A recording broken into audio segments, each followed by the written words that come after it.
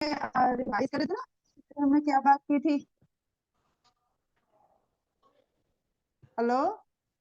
Yes ma'am. हाँ जी। और हमने ऐसी भी कुछ बात की थी कि वस्त्र किस प्रकार के पहनने चाहिए सर्दियों और गर्मियों में, वो सब यस याद मैम, है? याद है। अच्छा। गुरलीन, आप बताओगे कि सर्दियों में किस प्रकार के रंग के कपड़े पहनने चाहिए और गर्मियों में किस प्रकार के?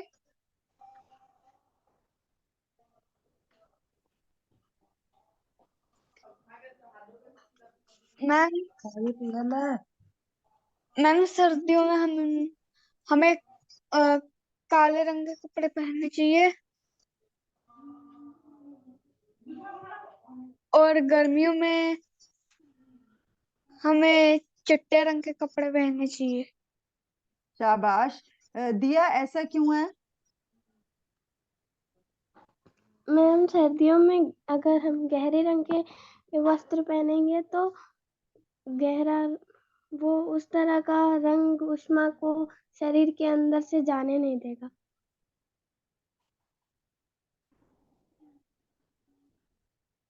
तो गहरे रंग के वस्त्र ऊष्मा को अपने अंदर अवशोषित कर लेते हैं, ठीक है? और अपने को यस मैम। ऊष्मा चाहिए ना। Yes ma'am. हाँ। तो इस करके गहरे रंग के वस्त्र सर्दियों में पहनने चाहिए। और हमने बात करी थी कि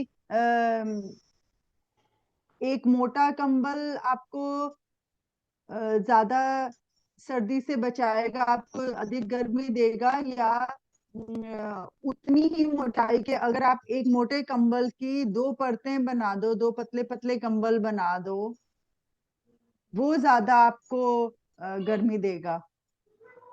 आपको कुछ याद है दिया, इसके बारे में बोल सकते हो? Yes ma'am. हाँ जी, बताओ फिर। ऐसा कौन सी ऑप्शन अधिक अच्छी है सर्दियों के लिए और क्यों?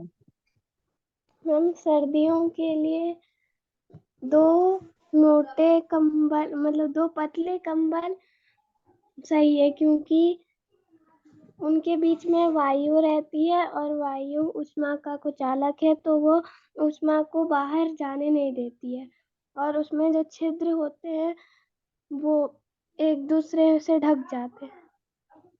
ठीक है, शाबाश। अभी हमने दोबारा से इसको रिवाइज तो कर लिया है, जो हमने ऊष्मा का अध्याय पढ़ा था। हम उस इसके कुछ प्रश्न कर रहे थे, तो मैं देखती हूँ हम कौन से प्रश्न पे थे, मुझे अभी याद नहीं है। मैं चेक करती हूँ, मैं आपको पूछूंगी तो आप देखना कि ये वाला हमने किया था क्या। लकड़ी की एक चम्मच को आइसक्रीम के प्याले में डुबोया गया है, इसका दूसरा सिरा कैसा हो जाएगा? चालन के कारण ठंडा हो जाएगा, या संवहन के कारण ठंडा हो जाएगा, या विकिरण के कारण ठंडा हो जाएगा, या ठंडा नहीं होगा? मैम ये नहीं किया है। ये नहीं किया है? अच्छा। Yes, इससे पहले वाले पे मैं जाती हूँ। 40 डिग्री ताप की लोहे की किसी गोली को कटोरी में भरे, 40 डिग्री ताप ये के भी जल नहीं में किया। डुबो। ये भी नहीं किया? ओके। गर्म जलवायु के स्थानों पर यह परामर्श दिया जाता है कि घर की बाहरी दीवारों को श्वेत ये भी नहीं पेंट। किया। हाँ, ये भी नहीं किया है। ये भी नहीं किया है। अच्छा, ठीक है। अम्म ये वाला किया था का समय और समुद्र समीर के बहने का समय। यस मैम ये किया है। अच्छा। उससे अगला है, ये शायद हमने किया था। अंशदीप, आप बताओगे सर्दियों में एक मोटा वस्त्र पहनने की तुलना में उसी मोटाई का कई परतों का बना वस्त्र अधिक उष्णता क्यों प्रदान करता है? व्याख्या कीजिए। मैम कौन सा वस्त्र? एक मोटा वस्त्र पहनना है, या हमने सर्दियों में उसी मोटाई का कई परतों का बना वस्त्र पहनना है? तो बोल रहे हैं कि अगर आप कई परतों का वस्त्र बना पहनोगे तो वो अधिक उष्णता प्रदान करेगा। ऐसा क्यों है?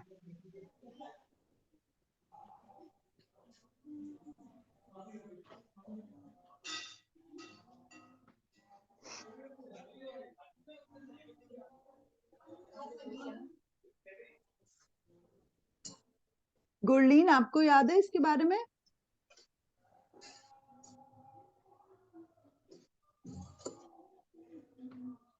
मैम सर्दियों में जो हम मोटे वस्त्र या हम कई परतों में बनाकर हम पहनते हैं, और सर्दियों में वो हमें ऊष्मा देता है, क्योंकि हमें ठंड ना लगे। ओके, और वो ठंड क्यों नहीं लगती? अगर हमने कई परतें या दो ही परतों का वस्त्र पहना तो हमें ठंड अपेक्षाकृत कम क्यों लगेगी?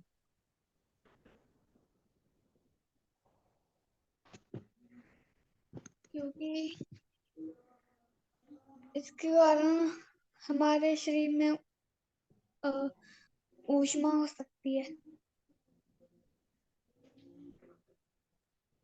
मैम कहीं ऐसा क्यों नहीं है, मैम कहीं ऐसा क्यों नहीं है कि वो वस्त्र होता है वो ऊष्मा को अपने अंदर ले लेता है, फिर आसानी से बाहर नहीं निकलने देता। हाँ हाँ, और ऐसा क्यों है?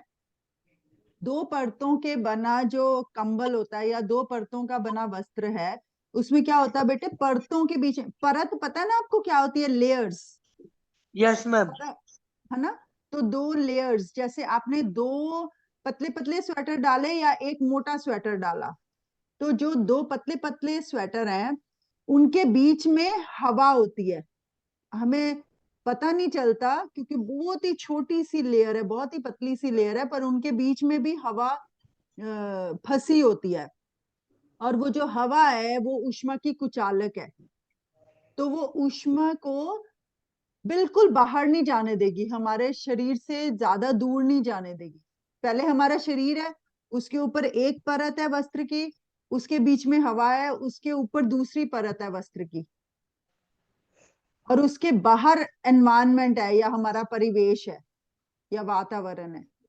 तो हमारे शरीर से वो ऊष्मा को बाहर नहीं जाने देगा, क्योंकि दो परतों के बीच में वायु है, और वायु ऊष्मा की कुचालक है, वो अपने अंदर से ऊष्मा को आसानी से गुजरने नहीं देती, जाने नहीं देती। ठीक है?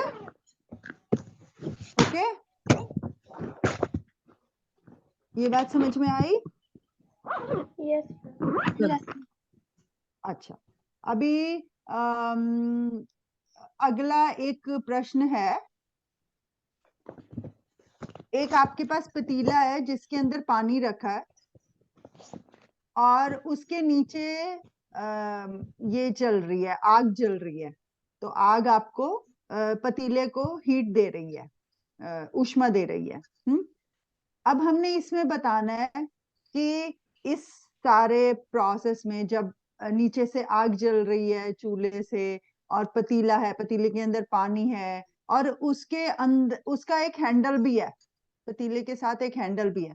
वो हैंडल दो प्रकार का हो सकता है, या तो पतीले वाली धातु का ही हो सकता है, या फिर कोई ऐसी धातु का, ऐसे ठोस पदार्थ का हो सकता है जो ऊष्मा की कुचालक है।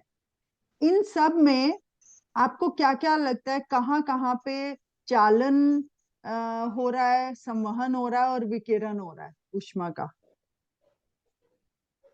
दिया, आप बता सकते हो? मैम मुझे तो बस विकिरण का पता चल रहा है। अच्छा, आपको विकिरण का पता है? Yes ma'am. और विकिरण क्या होता है? मैम जब पतीले में जो पानी रखा है वो आग से गर्म हो जा रहा है, जो नीचे आग जल रही है। ओके, और वो कैसे गर्म हो रहा है?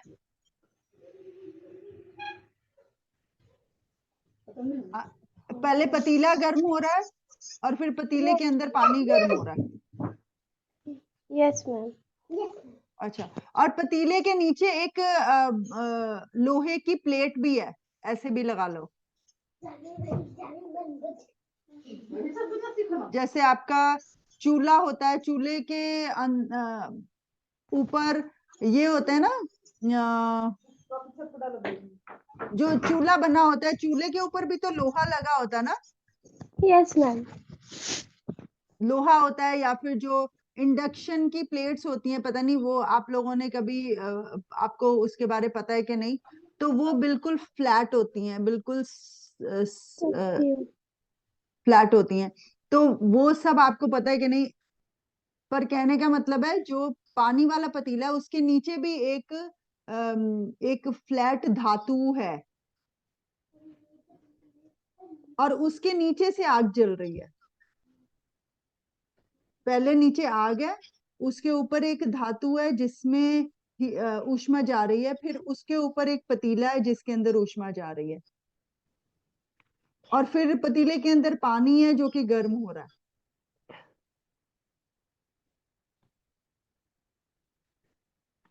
तो एक तो आप याद है कि जो ठोस पदार्थ हैं उसमें ऊष्मा कैसे चलती है, वो चालन के कारण चलती है ना। Yes ma'am. हाँ, तो एक धातु की वस्तु के साथ जब दूसरी धातु की वस्तु लगी होगी तो उसमें ऊष्मा कैसे स्थानांतरित करेगी? चालन के द्वारा। चालन से, शाबाश। अच्छा, अब आप गुरलीन, आप मुझे बताओगे, अगर एक पतीला है जिसमें खाना गर्म है और उसमें हम स्टील की या लोहे की कड़छी रखते हैं जिसके हैंडल के ऊपर कोई रबड़ या लकड़ी नहीं लगी हुई, तो क्या वो कड़छी भी गर्म हो जाएगी? Yes ma'am. ओके, और वो कड़छी क्यों गर्म होगी?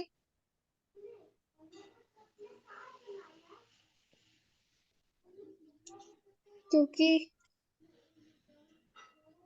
जो हमने अ, चूल्हे के पास वो पतीला रखा और उसके हाँ, अंदर कड़छी भी रखी हुई, तो उसके अंदर भी ऊष्मा आ जाएगी। अच्छा, वो कैसे आएगी? ऊष्मा का स्थानांतरण यहाँ पे किस प्रकार से हो रहा है और कहाँ से कहाँ हो रहा है?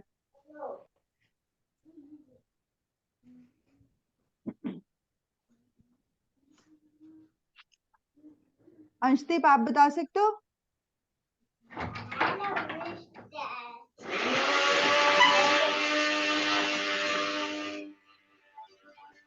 Yes ma'am. आप बता सकते हो कि ऊष्मा का स्थानांतरण, एक पतीला है जो कि मेटल का है, धातु का है, और उसके साथ एक कड़छी रखी है, वो भी गर्म हो गई, तो वो किस कारण से, ऊष्मा के स्थानांतरण के किस प्रक्रम से हुई है?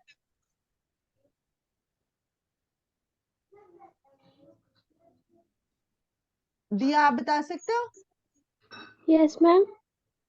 आप बता सकते हो जो मैं प्रश्न पूछ रही हूँ, मैं क्या पूछ रही हूँ?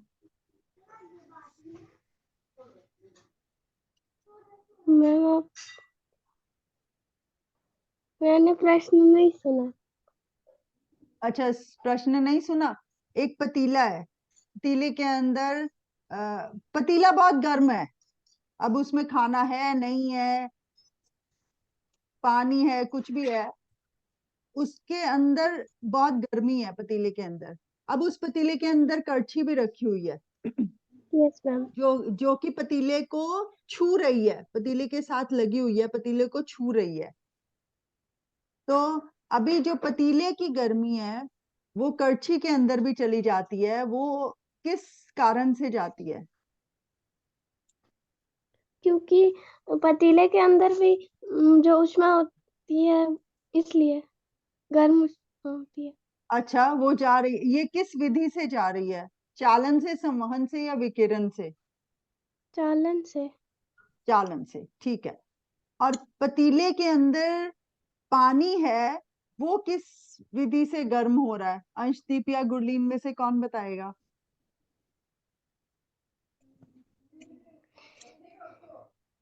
संवहन। शाबाश, संवहन से हो रहा है। और संवहन क्या होता है, याद है किसी को? अंशदीप, आपको याद है संवहन क्या होता है? No ma'am. अच्छा, गुरलीन आपको याद है संवहन क्या होता है? मैम जैसे जो संवहन होता है हम्म।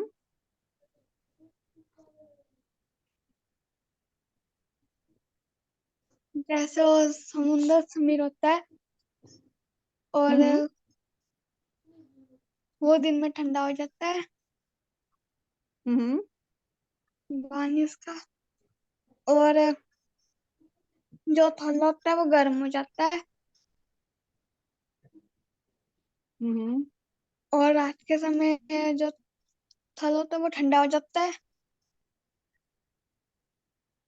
और जो पानी होता है वो गर्म हो जाता है। ओके, तो ये जो दोनों आपने उदाहरण दिए उसमें भी ऊष्मा स्थानांतरित होती है और संवहन के कारण स्थानांतरित होती है, ठीक है। Yes ma'am. इसी प्रकार से जब हम पतीले में पानी गर्म करते हैं तो वो सारे का सारा पानी गर्म ऐसे होता है कि पहले नीचे वाला पानी गर्म होता है, क्योंकि हीट तो सिर्फ नीचे से आ रही है, ऊपर से या साइड से तो नहीं ना हीट ऊष्मा आ रही। ऊष्मा सिर्फ नीचे से आ रही है, तो पानी के जो नीचे वाली बूंदें हैं पहले वो गर्म होती हैं, और नीचे वाली गर्म बूंदें ऊपर जानी शुरू कर देती हैं, और ठंडी बूंदें गर्म बूंदों का स्थान ले लेती हैं, और फिर वो ठंडी बूंदें भी नीचे आ गई, जो बूंदें वो भी गर्म हो गई, फिर से वो गर्म बूंदें ऊपर चली गई, ऐसे ऐसे वो पानी घूमता रहता है और सारे का सारा पानी गर्म हो जाता है, और इसको ऊष्मा के स्थानांतरण की संवहन विधि है ये, जिसमें ऊष्मा कणों के ऊपर, बूंदों के ऊपर बैठ करके एक जगह से दूसरी जगह जगह जाती रहती है, ठीक है। अच्छा, अब ये जो हम बात कर रहे थे, पतीला है, पतीले में पानी है, नीचे नीचे चूल्हा है, इस सब में विकिरण कहाँ पे हो रहा है? ऊष्मा का विकिरण कहाँ पर हो रहा है, वो बता सकते हो?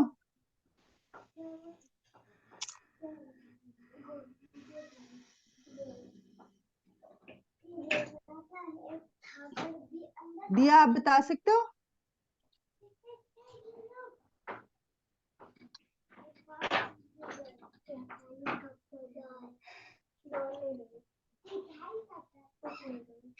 विकिरण क्या होता है?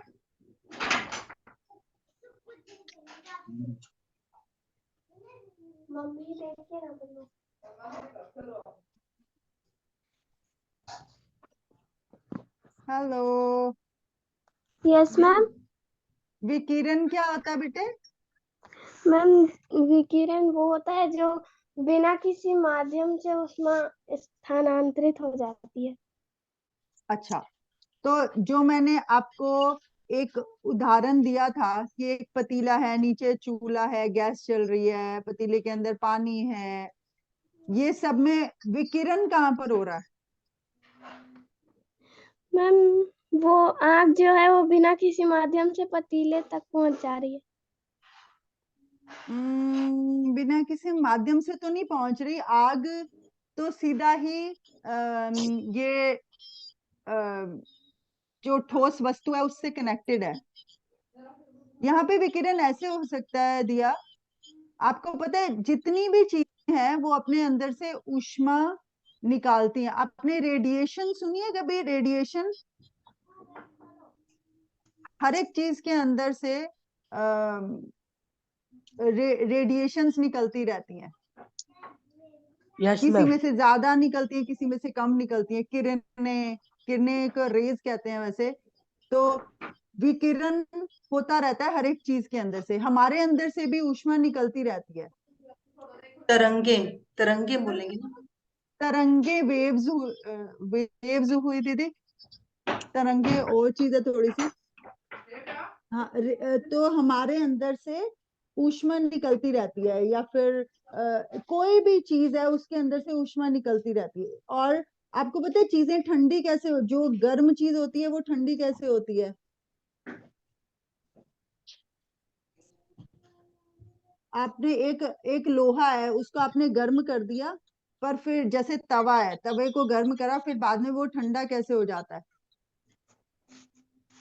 जब तक तो उसको हीट मिल रही है, जब तक तो उसको ऊष्मा मिल रही है, वो गर्म होता जा रहा है। लेकिन जब हमने उसको ऊष्मा देनी बंद कर दी, या वैसे तो जब ऊष्मा दे भी रहे होते हैं, एक तरफ से उसकी ऊष्मा बाहर निकल रही होती है। जो हमने चूल्हा गर्म कर रहे हैं, नीचे से हम गर्म कर रहे हैं, ऊपर से उसमें से ऊष्मा निकल रही होती है, उसको रेडिएशन, उसको विकिरण कह सकते हैं। ओके, ठीक है। Yes ma'am. यस। अच्छा, अभी अगला प्रश्न है, गर्म जलवायु स्थानों पर यह परामर्श दिया जाता है कि घर की बाहरी दीवारों पर श्वेत पेंट किया जाए, व्याख्या कीजिए। ऐसा क्यों है, ये कौन बता सकता है? अंशदीप, आप बता सकते हो?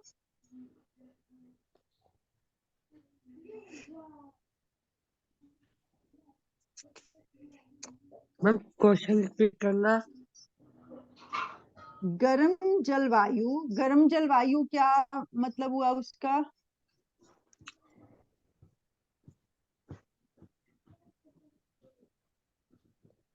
गरम मौसम।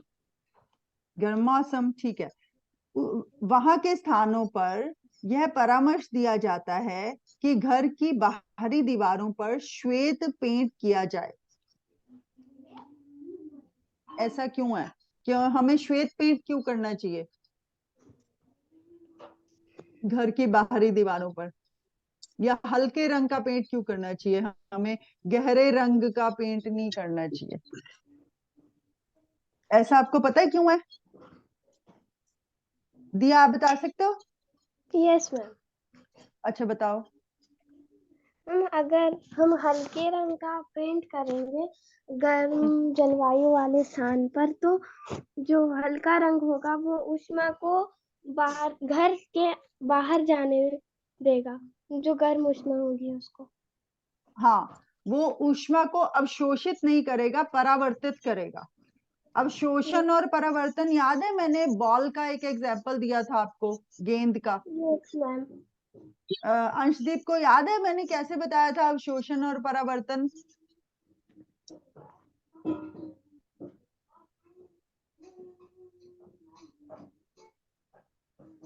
अवशोषण तो वही होता है कि जैसे जो लोहा है वो ऊष्मा का अवशोषण। और जो आपने बोलने की गेंद गेंद उसे यानी बाहर नहीं आएगी।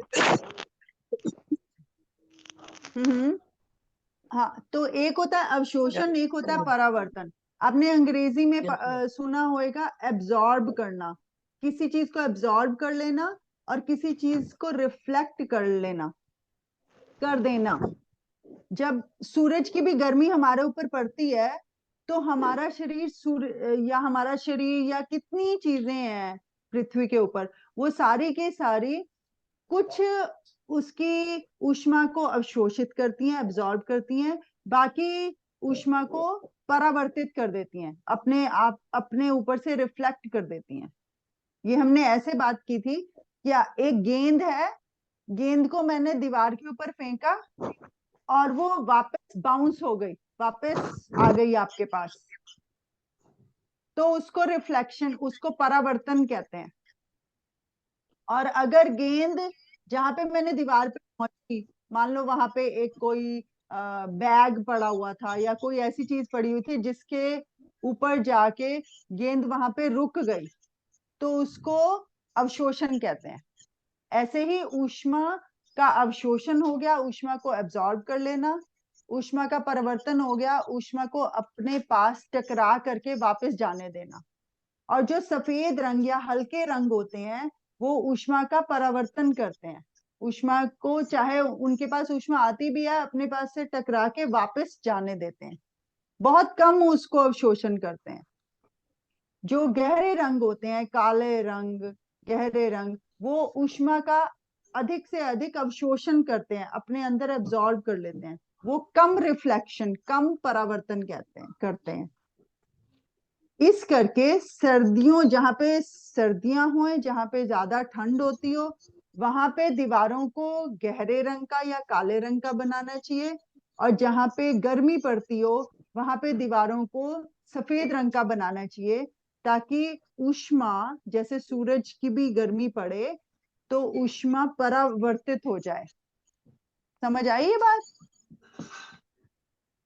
Yes ma'am. Yes ma'am. अच्छा, तो अंशदीप आप बताओ, आपको क्या समझ में आया? मैम मेरे को यही समझ आया कि मैम यहाँ पे ज्यादा ठंड होनी चाहिए, मतलब जहाँ पर ज्यादा ठंड होती है वहां पे काले या ऐसे रंग का पेंट करना चाहिए, क्योंकि ये ऊष्मा का अधिक से अधिक अवशोषण करते हैं। लेकिन ठीक है,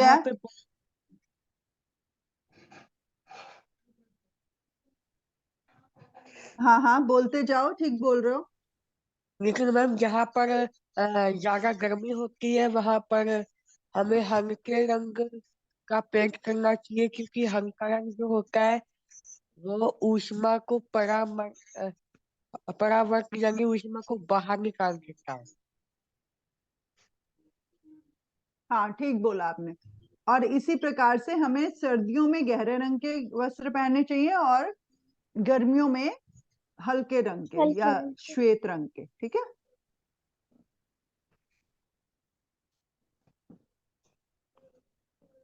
अब मैं अगला प्रश्न बोल रही हूँ।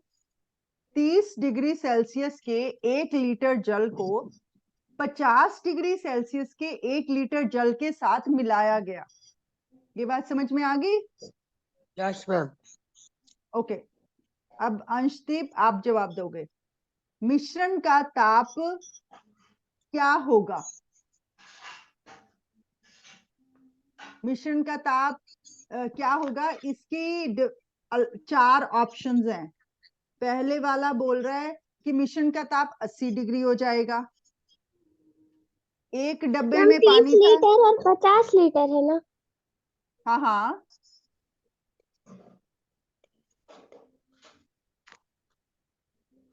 Yes ma'am.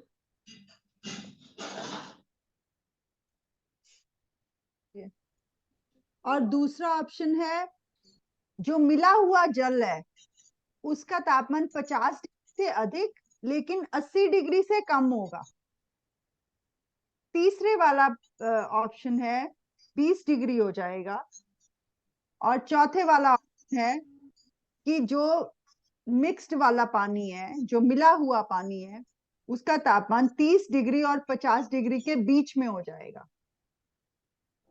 अभी गुरलीन बताएगी या अंशदीप बताएगा कि इसका क्या, कौन सी वाली ऑप्शन करेंगे इसमें। मैम 30 और 50 डिग्री के बीच में हो जाएगा। शाबाश, वो क्यों होगा?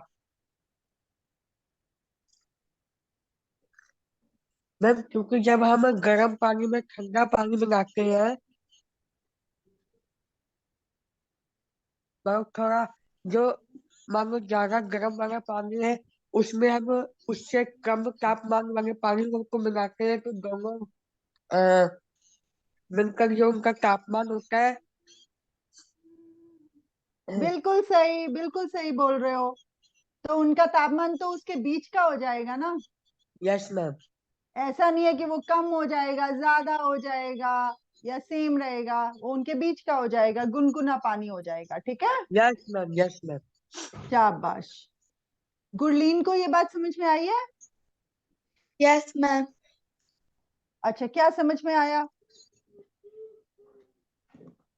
मैम जो मिला हुआ जल होता है उसका तापमान हमें 30 डिग्री से 50 डिग्री तक करना चाहिए। अच्छा, और ये तो एक ये वाले प्रश्न की बात हो गई ना, जो जिसमें एक जगह पर पानी 30 डिग्री का था, दूसरी जगह पर पानी 50 डिग्री का था और आपने उनको मिलाया। लेकिन अगर मान लो 0 डिग्री का पानी है जो कि आइस बना हुआ है, 0 डिग्री पे पानी जम जाता ना। Yes ma'am. Yes ma'am. हाँ, तो बर्फ है, 0 डिग्री का तापमान है और 100 डिग्री का तापमान पानी है। अब इन दोनों को मिलाओगे तो जो मिला हुआ पानी है उसका तापमान कितना होगा? मैम 0 डिग्री से 100 डिग्री तक। हाँ, कुछ भी हो सकता है, वो हमें नहीं पता, उसके कई सारे कारण हो सकते हैं। बहुत सही जवाब दिया आपने कि उसका तापमान जो मिला हुआ पानी है उसका तापमान 0 डिग्री से 100 डिग्री के बीच में होगा। अच्छा, अभी मैं गुरलीन आपसे अगला प्रश्न पूछ रही हूँ। 40 डिग्री सेल्सियस ताप की लोहे की किसी गोली को कटोरी में भरे 40 डिग्री ताप के जल में डुबोया गया। समझ आई ये बात?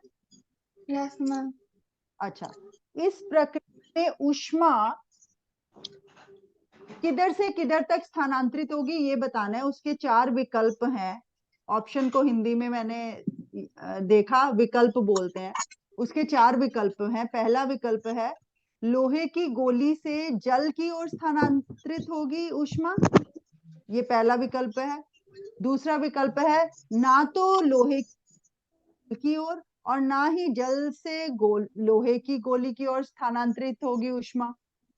तीसरा विकल्प है जल से लोहे की गोली की ओर स्थानांतरित होगी। चौथा है दोनों के ताप में वृद्धि कर देगी। इसमें क्या, कौन से वाला विकल्प आप चुनोगे?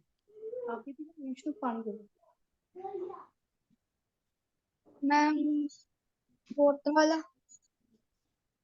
अच्छा, वो क्यों?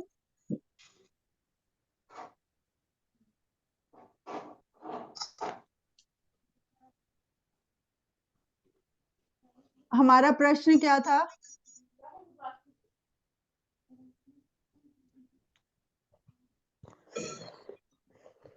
जिसे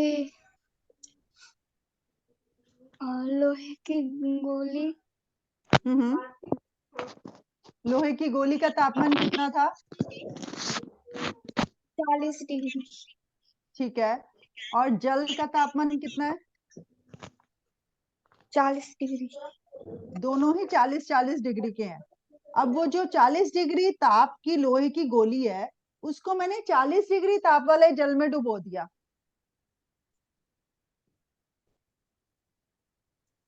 तो क्या होगा?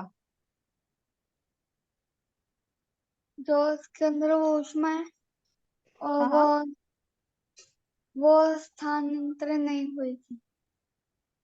हाँ, शाबाश। ऊष्मा क्यों नहीं स्थानांतरित होगी?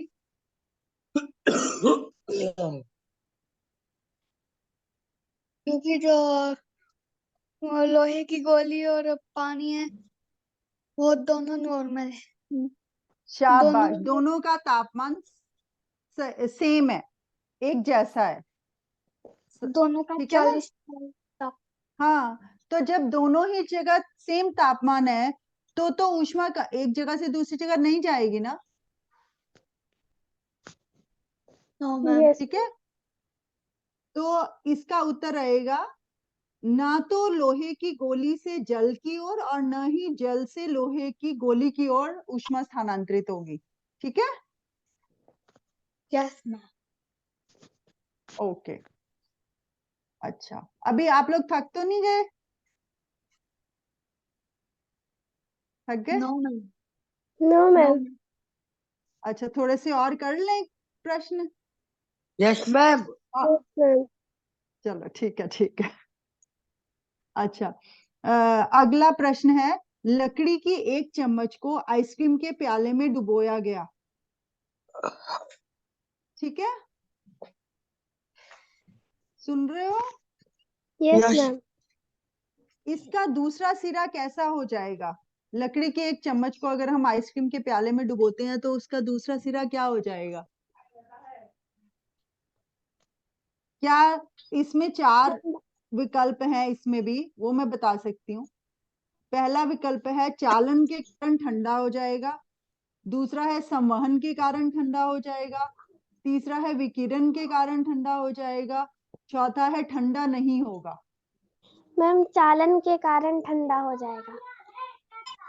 अच्छा, और कोई बता सकता है? मैम ठंडा ही नहीं हुआ। ओके, वो क्यों?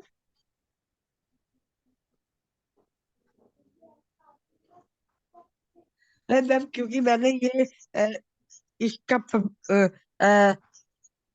प्रयोग करके देखा है कि एक बार मैंने वो आइसक्रीम की डिब्बी में वो रखा लकड़ी के चम्मच को, तब मैंने देखा था कि वो अभी भी वैसा ही था जैसे देखा था, ठंडा नहीं हुआ था वो। शाबाश बेटे, ये बहुत अच्छी बात है कि आप जो कुछ भी पढ़ो और उसको उसका एक्सपेरिमेंट करके देखो, उसका प्रयोग करके देखो, ठीक है। अभी आप लोगों को याद है कि लकड़ी ऊष्मा की चालक है या कुचालक है?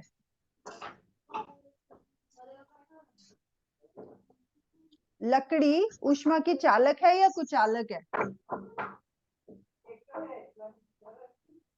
गुरलीन, आपको याद है?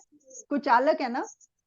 और इसीलिए आपको याद होगा हमने बात की थी कि जो ये खाना बनाने वाले बर्तन होते हैं उनके ऊपर हमने लकड़ी की हत्थी लगाई होती है ना, ताकि हमारा हाथ ना गर्म हो जाए, लकड़ी की या रबर की या कई बार प्लास्टिक की, ताकि हमारा हाथ ना गर्म हो जाए, क्योंकि लकड़ी ऊष्मा की कुचालक है।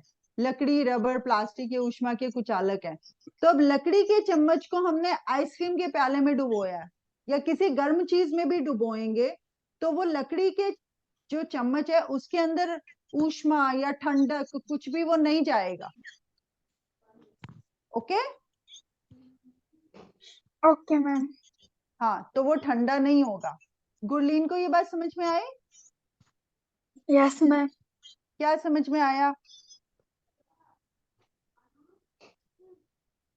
मैम जो लकड़ी का चम्मच होता है, जब हम इसको आइसक्रीम की डिब्बी या प्याले में डुबोएंगे वो ठंडा नहीं होएगा, क्योंकि वो ऊष्मा का कुचालक है। शाबाश। अभी अगला प्रश्न है, स्टेनलेस इस्पात की कढ़ाई में प्रायः कॉपर की तली लगाई जाती है, इसका कारण हो सकता है, इसका कारण क्या है? इसके 4 विकल्प दिए गए हैं। पहला विकल्प है तांबे की तली कढ़ाई को अधिक टिकाऊ बना देती है, दूसरा ऐसी कढ़ाई देखने में सुंदर लगती है, तीसरा स्टेनलेस इस्पात की अपेक्षा तांबा ऊष्मा का अच्छा चालक है, चौथा है स्टेनलेस इस्पात की अपेक्षा तांबे को साफ करना अधिक आसान है। गुरलीन, आप बताओ इसका क्या उत्तर है?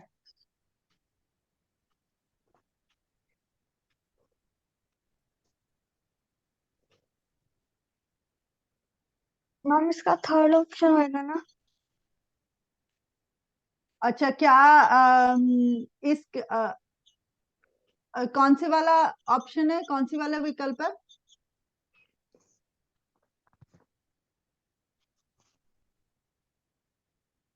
क्या आपने बोला बेटे? मैंने थर्ड ऑप्शन बोला था। थर्ड, शाबाश। वो क्यों, ऐसा क्यों है? और थर्ड ऑप्शन क्या है?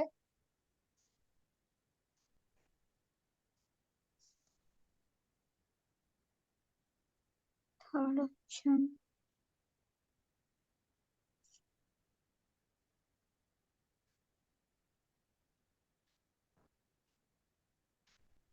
थर्ड ऑप्शन, शाबाश, आपने सही बोला। वो बोल रहा है कि स्टेनलेस इस्पात की अपेक्षा तांबा ऊष्मा का अच्छा चालक है। तो हम क्या करते हैं, स्टेनलेस का जो स्टेनलेस स्टील का बर्तन होता है, स्टेनलेस इस्पात का बर्तन, उसके नीचे तांबा लगा देते हैं, क्योंकि जब हम नीचे से हीट देते हैं, चूल्हा से गर्मी जाती है, तो पहले वो तांबे को लगेगी, फिर वो स्टील को लगेगी। अगर स्टील के ऊपर भी रखें तो भी वो गर्म होगा, लेकिन तांबे में और जल्दी गर्म हो जाएगा, क्योंकि तांबा और अच्छा कुछ अलग है, तांबा अपने अंदर से और जल्दी ऊष्मा को जाने देता है। ओके, ठीक है, इसलिए हम तांबे की तली का इस्तेमाल करते हैं। अच्छा, इसके बाद और बातें हैं प्रयोगशाला की, वो हम अगली बारी भी कर सकते हैं, अगर आप लोगों को करनी है, जो कि रुचिकर है। अभी हम एक काम कर सकते हैं, पिछली बार हमने बात की थी अणु और परमाणु की, उसके बारे में हम बात कर सकते हैं, या फिर जो हमने अभी तक पढ़ा उसके संबंध में आपको कोई प्रश्न है तो पूछो।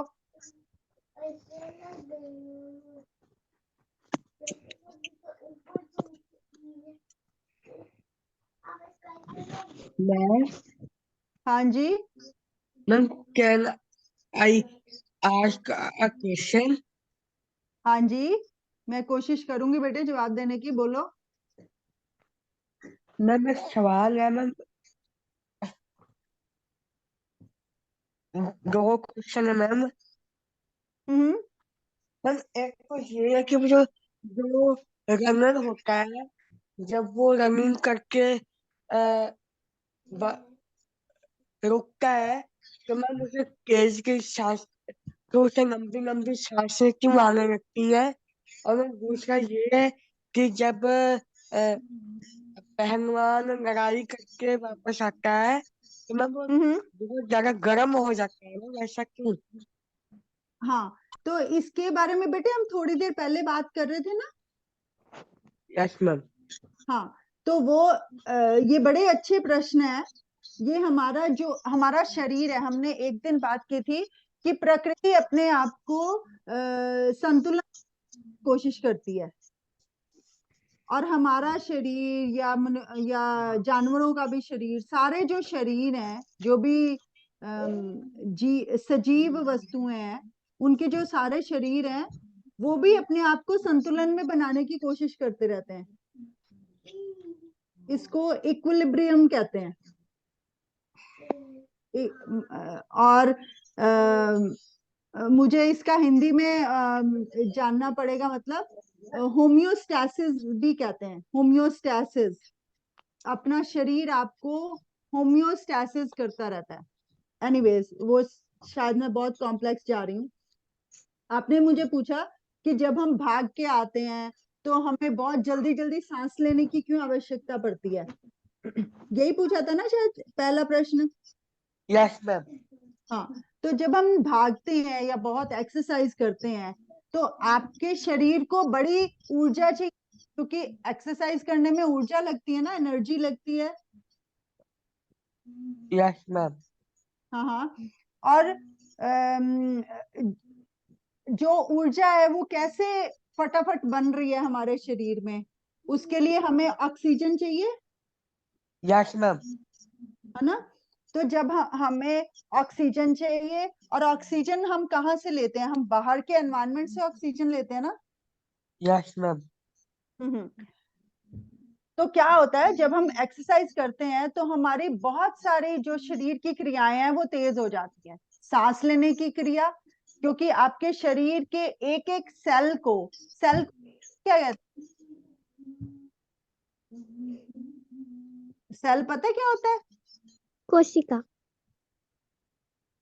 कोशिका तो टिश्यू तो नहीं होता, या सेल सेल होता है। ओके ओके, मैम सेल ठीक होता है। है, टिश्यू हाँ उत्तक ठीक है, होता है। टिश्यू क्या होता है? रेशा। टिश्यू क्या होता है बेटे? टिश्यू की हिंदी क्या होती है? उत्तक। ऊतक, शाबाश। ओके, तो सेल होता है कोशिका, है ना? नहीं, क्या बोला आपने? यस मैम, कोशिका। कोशिका, हाँ। तो आपकी एक एक कोशिका को ये चाहिए, ऑक्सीजन चाहिए। तो इस करके आपका शरीर जल्दी सांस लेता है। इवन आप नाक से नहीं सांस ले पाते हो तो आप मुंह खोल लेते हो, क्योंकि मुंह से आप जल्दी जल्दी सांस ले सकते हो ना। मुंह से आपके अंदर जल्दी जल्दी ऑक्सीजन जाती है। Yes ma'am. तो अगर आप नाक से जल्दी नहीं सांस ले पाते तो मुंह से सांस लेते हो, बिकॉज आप चाहते हो कि आपके शरीर को जल्दी जल्दी ऑक्सीजन जाए। क्योंकि जब आपने एक्सरसाइज की तो आपके अंदर की ऑक्सीजन और आपकी बहुत सारी चीजें यूज हो रही हैं। उसकी कमी को पूरा करने के लिए आप एनवायरनमेंट से अपने अंदर जल्दी जल्दी ऑक्सीजन लेके आते हो। इस कारण से आपके सांस की गति तीव्र हो जाती है। और सिर्फ सांस ही नहीं, आप अपने दिल की धड़कन को कभी सुनना। जब आपने बहुत गुस्सा किया या बहुत एक्सर्शन की, बहुत ज्यादा व्यायाम, बहुत तेज तेज दौड़े, तो आपकी दिल की धड़कन भी तेज हो जाती है ना। Yes ma'am. वो क्यों तेज हो जाती है? क्योंकि जो आपका दिल है वो ही करता है ना, वो लगातार पंप पूरी बॉडी में ब्लड पहुंचा रहा है, पूरी बॉडी में रक्त पहुंचा रहा है आपका दिल धड़क धड़क के। ओके, तो वो दिल जोर से धड़क शुरू कर देता है ताकि वो जल्दी जल्दी सारी बॉडी को ऑक्सीजन ब्लड पहुंचाए और ब्लड के रास्ते से ऑक्सीजन पहुंचाए, ताकि एक एक कोशिका में ऑक्सीजन जाती रहे और रक्त जाता रहे। समझ आई ये बात? Yes ma'am. Yes ma'am. दूसरा वाला प्रश्न था आपका कि जब कोई व्यायाम करता है, कोई पहलवान है व्यायाम करता है, या हम भी व्यायाम करते हैं, तो हमारे को गर्मी क्यों लगती है, ये बोला था। नहीं मैम, जब वो फाइट करके आते हैं मैम, एक बार मैं अपने मतलब मामू के साथ गया था कहीं देखने। मैं वो फाइट करके आ रहा था, तो वो जब मुझे उसने मतलब हाथ में लाया मेरे से, बहुत वो गर्म हो रखा था। गर्म था या उसको पसीना था? ठीक है, बिल्कुल सही है। या यस इवन मैम। आपकी मम्मा भी घर में बहुत जब काम करती हैं, या आप भी घर में बहुत काम करोगे, कुछ भी करोगे, तो उसमें से गर्मी निकलती है ना। क्योंकि जब हम अभी हमने बात की एक्सर्शन करने की या व्यायाम करने की, बहुत ज्यादा अपने शरीर से काम लेने की, शारीरिक कार्य करने की, तो उससे क्या होता है, आपकी जो शरीर है वो बहुत, उसके अंदर बहुत सारी क्रियाएं हो रही हैं बेटा। जब आपका दिल जोर जोर से धड़क रहा है, आपका जो रेस्पिरेटरी सिस्टम है, जो सांस लेने का आपका श्वास क्रिया है, आप वो बहुत जल्दी, जब कोई चीज, तो उसमें से ऊष्मा निकलती है या ऊर्जा बनती है उसमें से। समझ आई ये बात? Yes ma'am. सब कुछ हो रहा है, इतनी सारी क्रियाएं हो रही हैं, तो फिर गर्मी पैदा होती है ना, तो इसलिए यस मैम। गर्म गर्म हो जाता है शरीर। Okay, yes ma'am. ठीक है। अच्छा, अब हमने दूसरी बात करनी थी। हमने पिछली बार बात की थी अणु और परमाणु की। किसी को पता है अणु और परमाणु क्या होता है? मैम नहीं पता है। हाँ जी, नहीं पता है। नहीं पता है। अच्छा, अम,